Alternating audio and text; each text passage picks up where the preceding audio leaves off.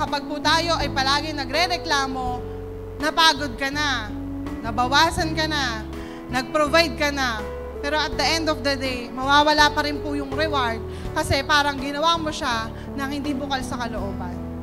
Diba? Minsan, ikaw taga-provide sa family mo, pero ano ba yan, ako na lang palagi nagpo-provide. Pero ikaw pa rin magbibigay.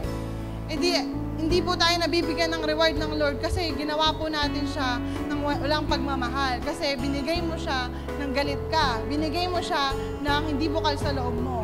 Pero kapag lahat po ng pagpaprovide sa pamilya, pagkakalinga sa pamilya ay ginawa natin ng may pagmamahal, may reward pong nakaabang para sa atin na ibibigay ng Panginoon kapag nakita po niya ang puso po natin ay gumagawa ng mga bagay ng walang pag-complain at wala ng pag-aargyuhan ng buong pamilya.